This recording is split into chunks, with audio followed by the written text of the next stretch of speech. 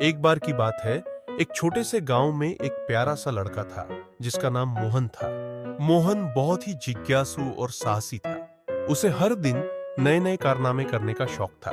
एक दिन उसने अपने दोस्तों के साथ मिलकर जंगल में जाने का फैसला किया। जंगल में जाने से पहले उसकी दादी ने उसे एक कहानी सुनाई थी जिसमें एक जादुई पेड़ था जो विशेष पूरी करता था। मोहन और उसके दोस्त सिया और रामू जंगल में गए। वहां उन्होंने सुना था कि उस जादुई पेड़ के पास एक रहस्यमय झील है। वे खुशी खुशी झील की ओर बढ़े। रास्ते में उन्होंने कई रंग बिरंगे पक्षियों को देखा और फूलों की खुशबू का आनंद लिया। जब वे झील के पास पहुंचे तो वहां एक बड़ा और चमकदार पेड़ था।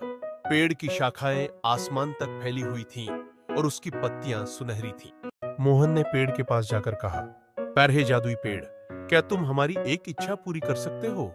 पेड़ ने धीरे से अपनी पत्तियां हिलाईं और एक मीठी आवाज में कहा, हाँ बच्चों, लेकिन तुम्हें अपनी इच्छा सोच समझकर करनी होगी। पलातापा मोहन ने सोचा, मैं चाहता हूं कि हमारे गांव में हर कोई खुश रहे। बेरदार सिया ने कहा, मैं चाहती हूं कि हमारे पास हमेशा खेलने के लिए बहुत सारे खिलौने हों।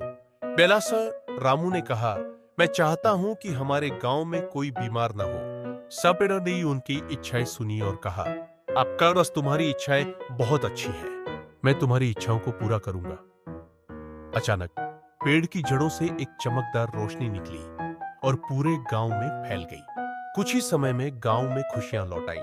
लोग हंसने लगे, बच्चे खेलने लगे और कोई भी बीमार नहीं रहा।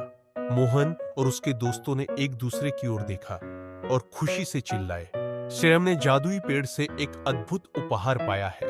बस उस दिन के बाद मोहन, सिया और रामू ने सीखा कि सच्ची खुशी दूसरों की भलाई में है और इस तरह वे हमेशा एक दूसरे की मदद करते रहे और गांव को एक खुशहाल जगह बनाते रहे। इस तरह मोहन और उसके दोस्तों की दोस्ती और उनकी इच्छाएं गांव में खुशियों का कारण बनी।